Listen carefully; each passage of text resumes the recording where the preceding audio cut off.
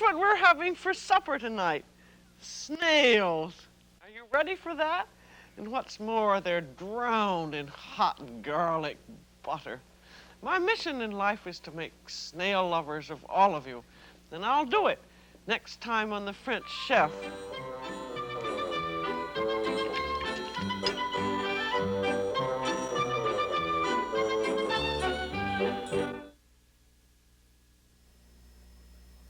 The French Chef is made possible by a grant from the Polaroid Corporation.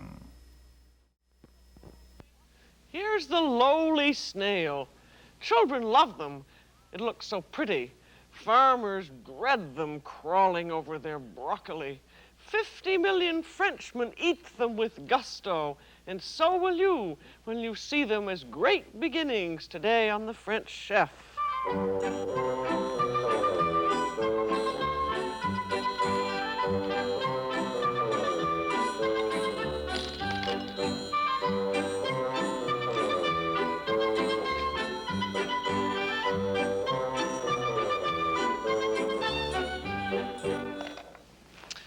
Welcome to The French Chef. I'm Julia Child.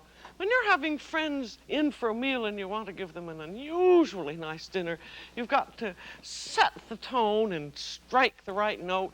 And if you have thought of a really great beginning, you've won the battle halfway.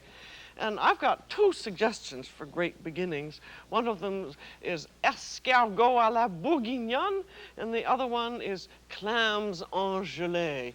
And one reason they're great is because they can be either fresh or canned, so that you can always have two wonderful openings on your shelf at all times. And we will start in with the clams. And you can use, as I said, either fresh or canned. You can use canned minced clams like this, or if you live where you can get them, you can use fresh clams. And you can tell when clams are fresh when they clam up. That means when their shells are absolutely closed and they're good and heavy. And we're going to steam them open, so you want to scrub them hard under running water. And then put them in a pan and put in about, a quarter of an inch of water. And then just put a cover on the pan and set them over high heat, and they'll open up in about 8 to 10 minutes. These clams are about 3 inches across. And after they've opened up, they give out a lovely clam broth. And we're going to serve these clams in aspic, and you use that broth to make the aspic with. But you want to flavor up the broth with something.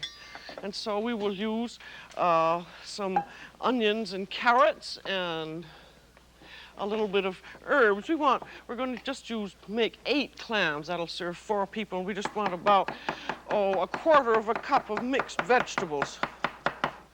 So we'll put in a little bit of carrot and a little bit of onion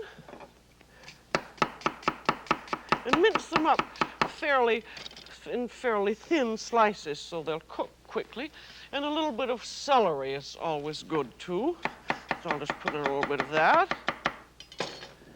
We don't want to have too terribly much flavor because that will kill the clam flavor. And then a little bit of vermouth or water, doesn't make any difference. It does make a difference, but it depends on what you like. And then let the vegetables start to cook slowly while you're cooking the clams. I'm going to move these clams over here. And then we want to have some herbs in, a half of a bay leaf, or even a quarter of a bay leaf. That's a little tiny one. And a little bit of oregano. I like just about a quarter of a teaspoon. You don't want any salt in because the clams are salty anyway. And then cover your pan and let those cook slowly while your clams are opening. And then also a little bit of parsley is a good idea.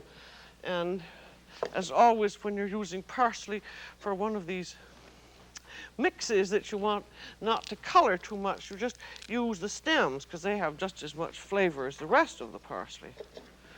And just put them in along with your clam juice.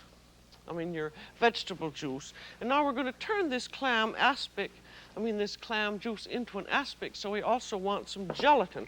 So take a package of unflavored gelatin and put it in a little cup, and then you want that gelatin to soften before you use it, and you can soften that in either wine or water. I'm using about 3 tablespoons of dry white French vermouth, and that takes 3 or 4 minutes to soften, and then it's all ready to use. And then after your clams have cooked for about 8 or 10 minutes, they open up and they look like this. You see, the shells have swung open, so they're all cooked and ready to go. And then you're ready to chop them up. Now, if you're using canned clams like this, when the clams have come to just this exact stage, by the time you've taken the clams out of their shells, and we're going to save the shells and we're going to fill them with our mixture. So I'll just take the clams out and take the meat out of the clams, and you break the shells in half and set them on a rack. We just want 8 shells. So I've got one of these now. And there are 8. And just set those aside. I had some extra clam shells. If you don't have to use the clam shells for a filling, you can use any kind of a little ramekin or any kind of a little shell that you might have, or any kind of a dish. And if you don't live where you can get fresh clams, anytime you go to a seashore, just save the clam shells. And then you can use them for decorative fillings. There. And now we have the clam juice, which goes into the broth. We want to have about a cup of liquid altogether, and pour it in, being very careful not to pour in the final drips of it, because you may find that you've got a little bit of sand in the bottom. So be careful about that. Then we're going to chop up the clams and flavor them with some parsley and eggs and capers and other things. So I'm going to use half of a hard-boiled egg and about a half tablespoon of capers. Again, you want to be careful not to put too much flavor in, because you want people to know that it's still clams. And there's some parsley. And I've got a 2-handled French chopping knife here, which is rather nice. You can often pick these up at those French import stores. And it's very useful because you can just chop by moving the knife back and forth. I'm chopping up the eggs, parsley, and capers first. And then I chop up the clams. If you're using canned clams, I think it would be a good idea to steep them in a little bit of wine and pepper, just so that they'll pick up some nice flavor. See how this knife works, just chopping back and forth. I got this wooden bowl just after World War II. It was a Navy surplus bowl. I've never seen another one like it. It was great for chopping.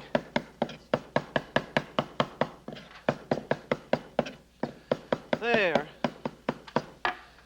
Now they're all chopped, and we're going to put them in a pan and let them ice, because whenever you're going to make anything in aspic, you have to have everything nice and cold. So I'm just going to put them in a big saucepan and let them sit in the ice there, and then finish the sauce. There. And then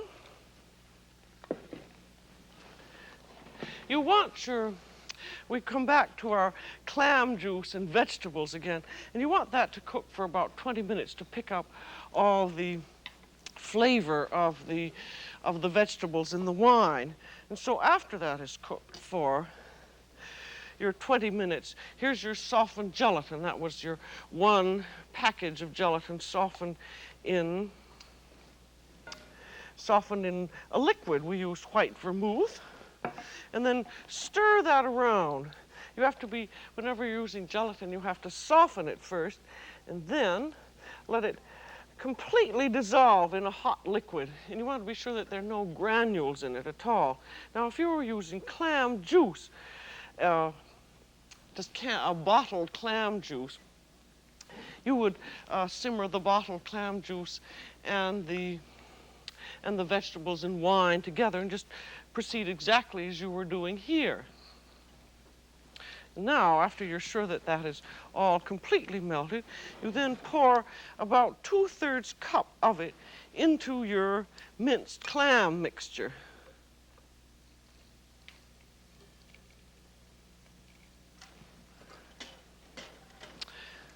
And then you want that's the reason that's going to sit over ice. You want it to sit over ice until it's almost set. That means until it's almost gelled. I hope that will gel enough.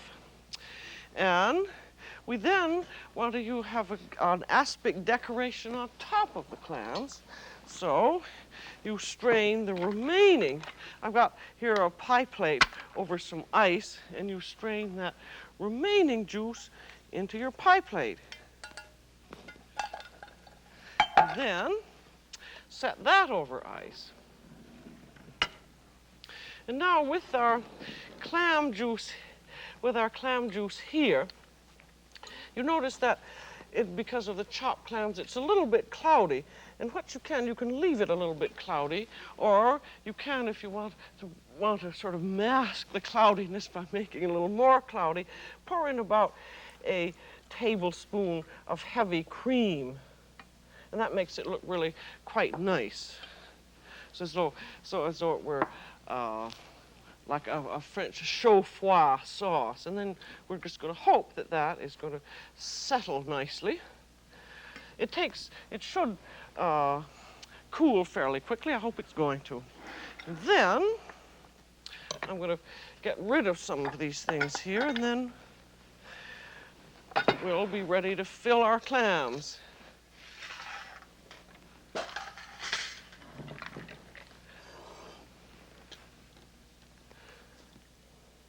Now this is supposed to practically have set into a jelly.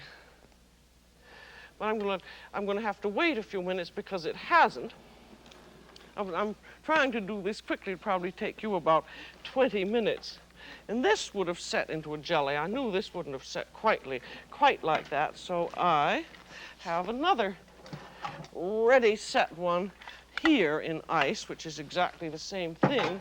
And this you chop up. You wouldn't think you could chop jelly, but it works wonderfully. And then it makes such a nice decoration. There. And then you just take a big knife and chop it all up.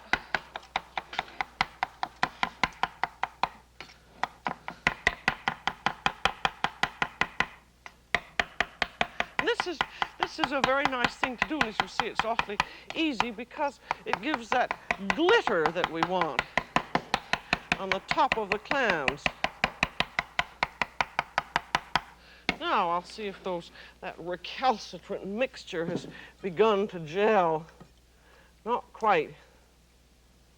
I think I'm just going to have to fill the clams anyway, but what you do ideally is to wait until it is almost turned into a jelly like this so that you can fork it up and then put it over your clams. So I'm just going to fill them anyway, and you get the general idea.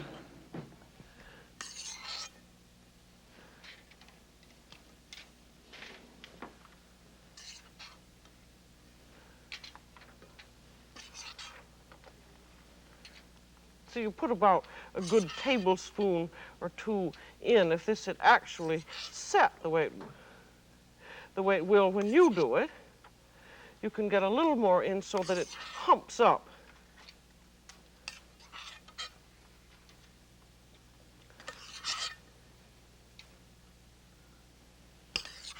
There.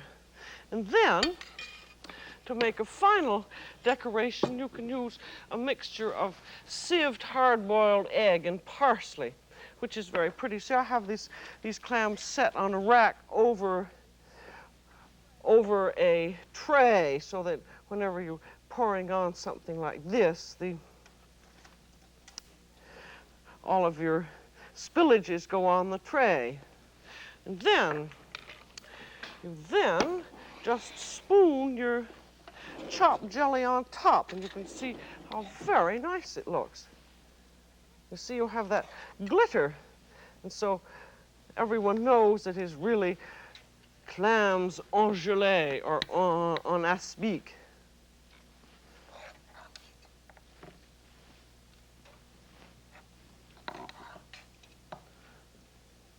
Well, that really is a pretty fast, great beginning, I think. You just have to have enough time for the jelly to set. And then they go onto a dish, and you can get this done way ahead of time, and just set them in the refrigerator until you're ready to serve.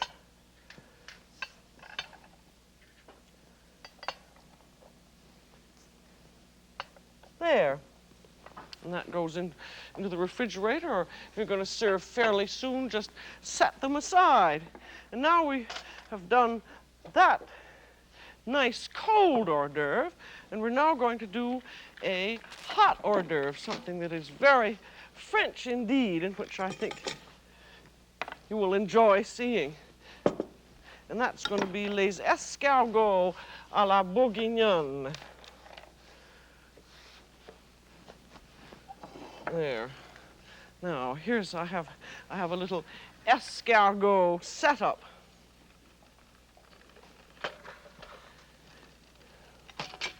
And there it is, a snail. And these come already canned and cooked from France, and the best ones come from the wine districts, because that's supposed to be the best leaves for snails to eat. And as you'll notice, you see, there is just the way it came out of the shell. There's the part that was in the far bottom of the shell, and this is the part that was at the orifice or opening. And it just fits right into the shell, just the way it came out. And this curve of the shell is called a colimaçon. That means snail shape. And then all you have to do, because the snails are all cooked and the shell is all cleaned and ready, you just have to make a snail butter. And that doesn't mean a butter made out of snails. It's a beurre pour escargot, or butter for snails. And some of it goes in the bottom and some in the top. And it's all made out of garlic and herbs. And that's really the reason you eat snails, because the butter is so good. And you also want to serve them on something. And this is a French snail dish. It's just a little metal dish, and it has depressions in there. And the snail shell fits in it, and then it goes into the oven and is baked. But you don't have to have a special dish for them. You can use a dish and fill it with rock salt or pebbles, or you can do what I think is very easy, just to take a piece of aluminum foil and make depressions in it, and then your snail shells fit right in. So in other words, you can get the snails and you can make the dish, and the butter is very easy to do, and then you're all ready to go. And so the snail butter consists of butter, of course, and we want 1 stick, or about 4 tablespoons of softened butter, and we want some garlic, because that's the whole point of the snails, is having lots of garlic in it. And I'm going to put 1 great big fat clove in. You may want more. And some people don't like any garlic at all, but so I don't think the snails they make have such a good taste as these. And then you want some either scallion or shallot if you can get them, and that should be very, very finely minced. That's a peeled shallot. And to mince it very quickly, have a very fine, good, very sharp knife, and have this flat, cut the shallot in half if necessary. If it's flat, lay it flat, and then make very, very, very fine up and down cuts, and then make very, very, very fine cross cuts, and then make very, very fine down cuts. You want about 2 tablespoons of shallot, which that just about is. And if you don't have shallot, use scallions. Then we want some 2 tablespoons of chopped parsley. This parsley is getting a little bit ragged, but it's still fresh and green.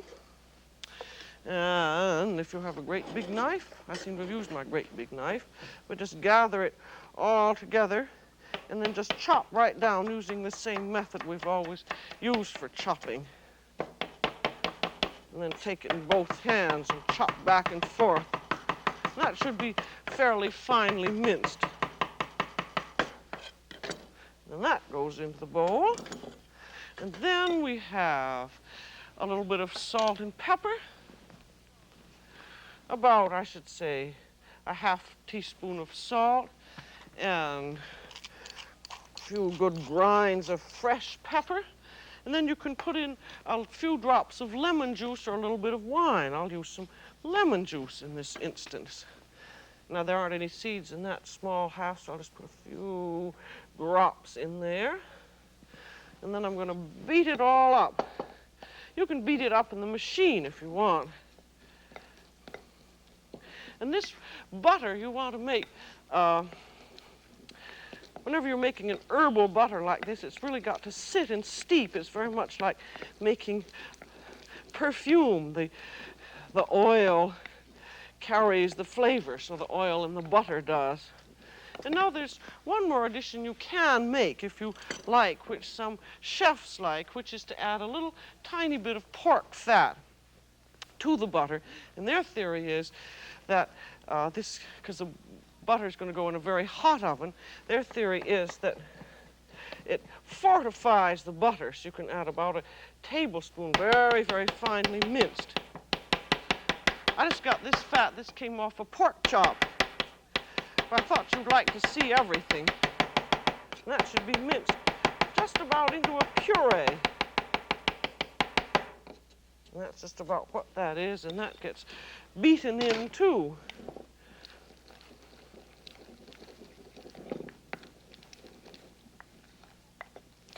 Now this butter, which is called beurre pour escargot, you can use it for all kinds of things. You can use it, say if you have minced clams again, you can mix the butter with breadcrumbs and then fill the clam shells or other little shells with it and put it in a very hot oven until the breadcrumbs and butter are browned together, and it's absolutely delicious. And another thing that you can use it for is baked fish. If you put the fish in the oven and cover it with this snail butter, you have one of the most lovely fish you can imagine. And also, if you have any leftover butter, you can freeze it. So you can do, so it's a very good butter to have, not only for snails. And now we're ready to fill the snails.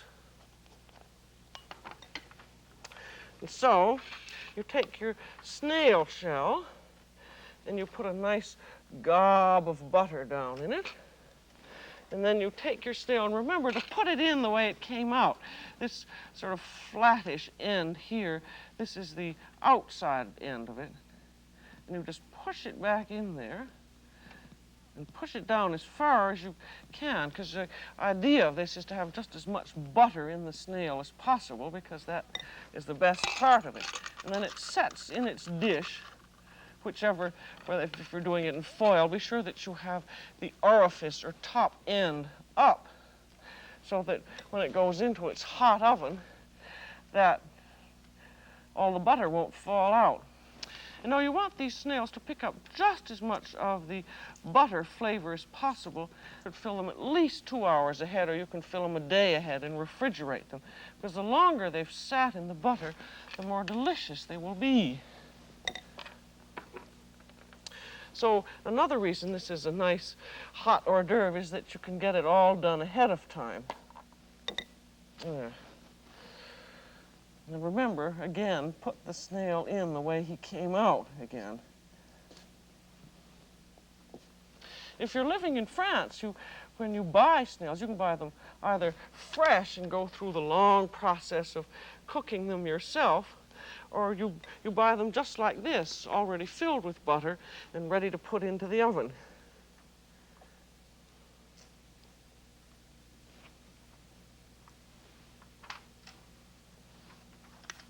And most, just depends on how your appetite is, how many to serve. I think it depends on what else you're going to eat for dinner, but I think usually that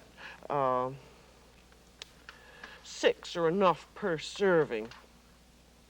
It takes a little bit of time to fill them, but I think once anyone has eaten them, they're just so fond of them that it's really a great new experience. Now, when you're ready to bake these, after they've steeped for a good 2 hours or overnight, you then put them into a 450-degree oven. And they bake for just about 10 minutes, and they're to be bubbling hot when you take them out. And I have some here which are bubbling hot and ready to go.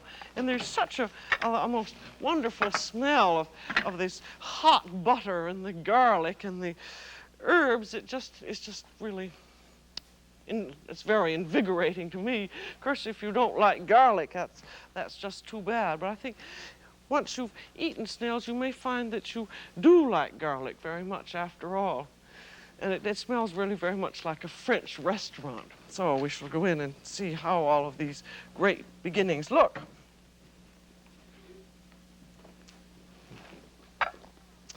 And here are our clams on aspic, looking nice and glittering with their jelly on top. And with these, you'd serve 2 per person. You just would eat them with a little fork or a spoon. And then here are our escargots. I'm going to show you how to eat these. Now, these are the ones that were done with the aluminum foil bottom. And you want a little fork or a nut pick, and then have another fork and hold on to the snail. But before you do that, you want a nice big piece of French bread. That's one of the most important parts. And you hold on to the snail with your fork, and then you dip your little fork in and twist it out again, and then put it on your piece of bread and eat it. And then after you've eaten it, you lift up your snail shell with your little fork and pour all that lovely butter over your bread, and you eat that too. And now I'll show you how to eat these snails in the French way. And here we have our little metal dish with the little snail depressions. And you also have a clamp with big jaws on it. And you grab the snail with the clamp, like that. And then you stick your fork in, twisting the snail out. And there it is, all buttery and lovely. And then with your clamp, you just pour that butter over the bread. And then you find that down in this plate, there's all this absolutely delicious butter in here. And you dip that up with your French bread. You always notice in France, that's one reason you always have French bread, because you dip up the butter and you dip up the sauces, because it's always so good you don't want to leave even a drop. And I think, and as for wine, I think one of the best things is a good red Beaujolais. That goes very nicely with snails. And so, that's all for today on The French Chef. This is Julia Child. Bon escargot.